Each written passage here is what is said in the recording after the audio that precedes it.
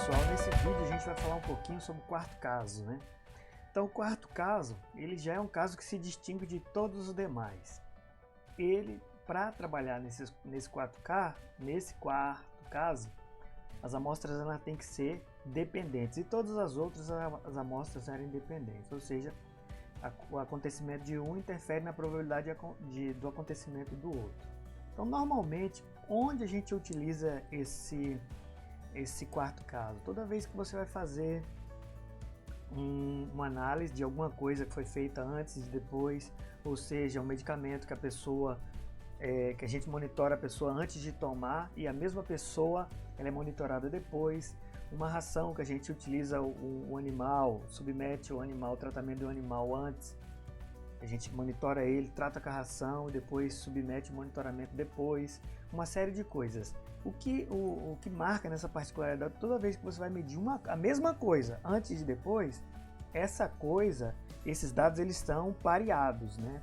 Quer dizer, a gente não pode mexer na ordem deles aí que a gente tem problema, eles são pareados.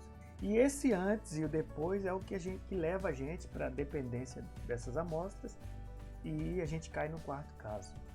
Então, só para a gente resumir tudo que foi dito antes, né, dos outros casos. Então, se você analisa que os casos eles são dependentes, você já cai nesse quarto caso aqui e acabou. Se eles são independentes, eu vou analisar a quantidade de elementos. Se a quantidade é relativamente grande, eu vou analisar com o primeiro caso, teste Z. Se a quantidade não é relativamente grande, é relativamente pequena, né, no primeiro caso, ou a quantidade é relativamente grande, ou eu conheço o desvio padrão populacional. Se qualquer uma dessas duas situações, eu caio no primeiro caso, teste Z.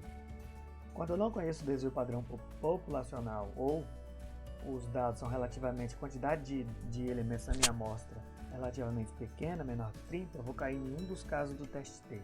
Aí eu faço o teste de igualdade de variância. Variância é igual, cai no segundo caso. Variância diferente, cai no terceiro. Então, a gente observa o seguinte. Nesse quarto caso, a gente marca que as amostras elas são dependentes. E a gente, para fazer essa análise, a gente vai calcular o que nós chamamos de diferença, né? Diferença do antes e depois. Que está aqui, esse DI é o que nós conhecemos como diferença do antes e do depois.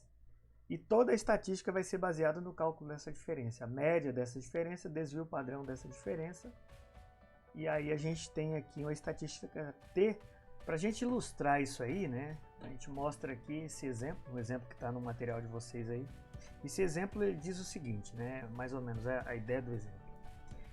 Numa determinada prefeitura lá, uma dessas gratificações que os colaboradores recebiam foi suprimida.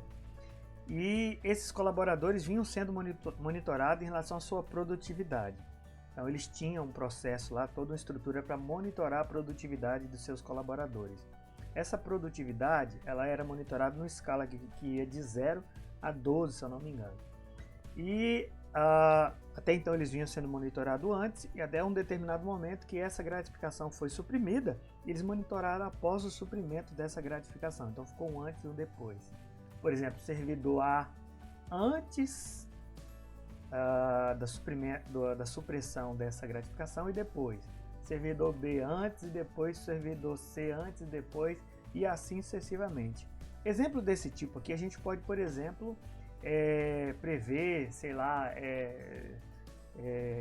um determinado medicamento sendo implicado e você monitorar algum parâmetro do corpo, alguma coisa desse tipo também cai na mesma situação. Então, o procedimento a gente quando trabalha nessa perspectiva, a gente já analisa que os dados do servidor A, eles não podem mudar de ordem. Quer dizer, pode mudar, mas tem que ser os dois e não um só. Então eu não posso, por exemplo, alterar a ordem que esses dados aqui aparecem, porque esse dado é dependente desse. Um é equivalente ao outro porque é do mesmo servidor. Então essa dupla não pode mudar a gente não pode perder a localização dessa em relação a essa, dessa em relação a essa, dessa em relação a essa e assim sucessivamente para todos. Mas a gente precisa fazer e a gente trabalha com a diferença. Então aqui, ó, eu preciso fazer primeiro 6,6 menos 6,8, 6,5 menos 2,4 e assim sucessivamente, que está aqui, né, nessa outra imagem aqui, essa diferença. Então aqui estão as diferenças e com essas diferenças aqui que eu vou trabalhar. Ó. Então é com essas diferenças que eu vou fazer a minha inferência. Né? Então, para regularizar a coisa, né, a gente não pode perder de vista que a gente está fazendo um teste de hipótese. E aí a gente vai usar nesse teste de hipótese, elencar as duas hipóteses, H0 e H1.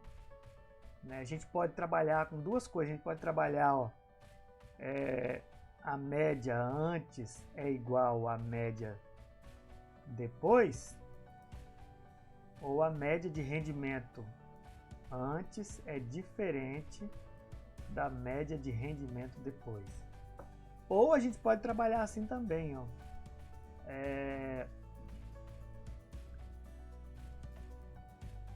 O H0 sendo... se a gente trabalha com a diferença, se a média antes é igual à média depois, a média antes menos a média depois é igual a zero. Então eu posso falar que essa diferença é igual a zero, né? Ou posso falar que essa diferença é diferente de zero, tanto faz. Eu particularmente gosto de trabalhar sempre com a primeira hipótese aqui, quando eu acho ela mais plausível, que a gente garante trabalhar na mesma perspectiva em todos os testes. Então, fazendo essa diferença aí, a primeira coisa que eu vou necessitar, né? Eu vou necessitar do resumo de dados aí, né? Calcular primeiro a média e calcular depois o desvio padrão dessas diferenças que estão aqui, né?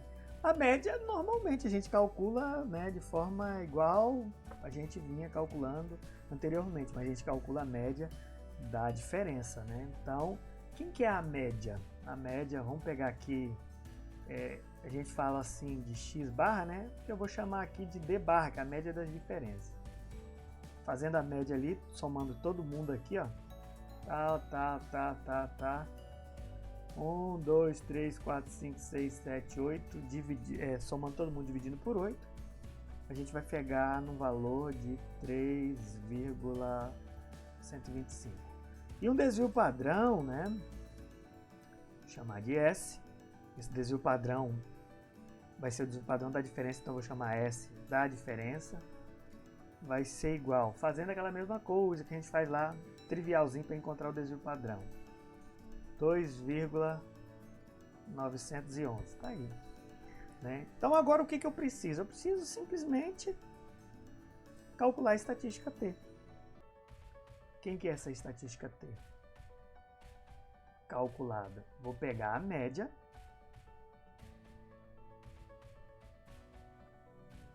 Que é a média aqui, ó. Essa média do D0, ela tende a zero porque a diferença, né, a diferença tendendo a zero, essa parte tende a zero. Aqui embaixo eu vou precisar do desvio padrão.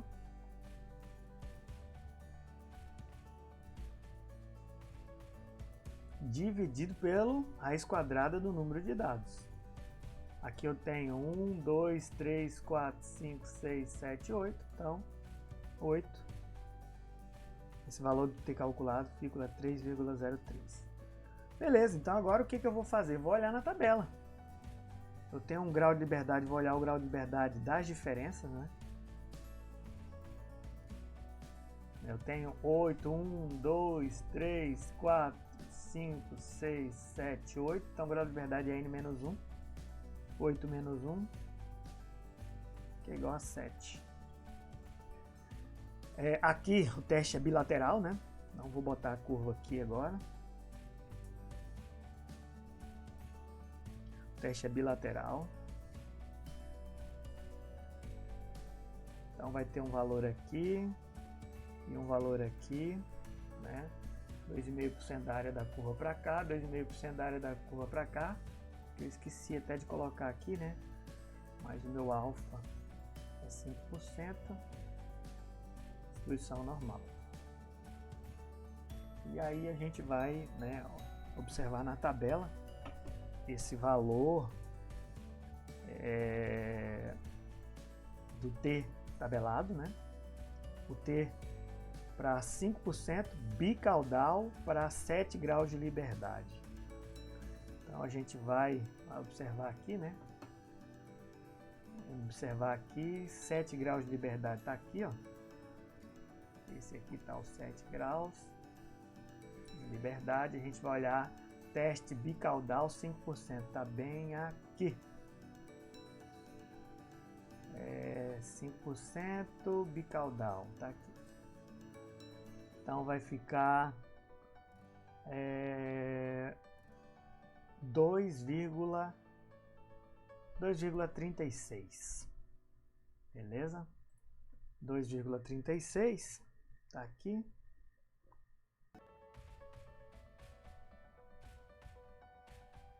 E aqui menos 2,36. E aí agora a gente vai olhar o T calculado, né? T calculado 3, alguma coisa. Esse 3, alguma coisa ele tá aqui mais ou menos, né? 3,03. E essa região aqui é a região de rejeição. Então a gente rejeita H0. E a gente conclui com essa rejeição, rejeita H0.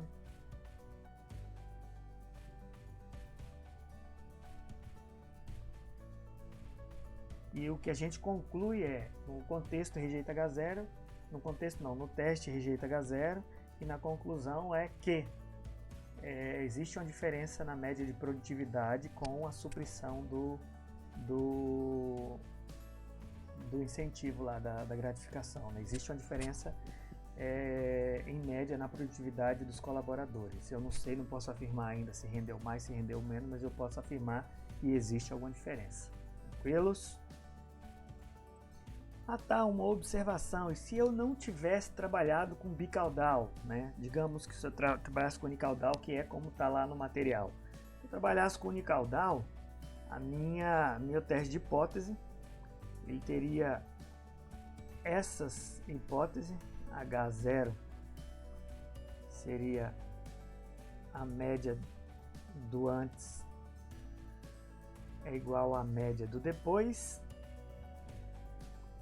e o H1 a média de rendimento do antes. Vamos colocar aqui antes da supressão, vamos colocar é maior que a média de rendimento do depois. Então a gente vai usar essas duas. A única diferença é que a gente vai olhar numa tabela um pouquinho diferente, né? Só isso. Então vou colocar aqui a curva.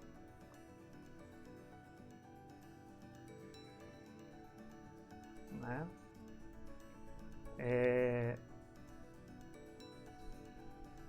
Então vai ter um valor aqui, né? Que vai ter 5% da área da curva para cá só. Né? Então eu vou olhar no unilateral. E a gente olha no unilateral, na tabela unilateral, né? A mesma coisa, mesmo grau de liberdade. E para a mesma significância, só que na tabela unilateral. Se a gente observar nessa tabela unilateral, unicaudal, né? Ou unilateral, 5% para ela, 7 dá aqui, ó, 1,89. Então esse número aqui,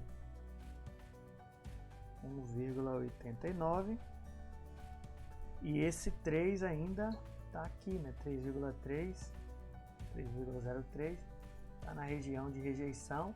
A gente rejeita e fala que a média antes da supressão, a média de rendimento antes da supressão era maior, o rendimento dos colaboradores antes da supressão da gratificação era maior do que depois. Quer dizer, essa supressão trouxe uma queda de rendimento em média, né, para os colaboradores dessa prefeitura. Tranquilo?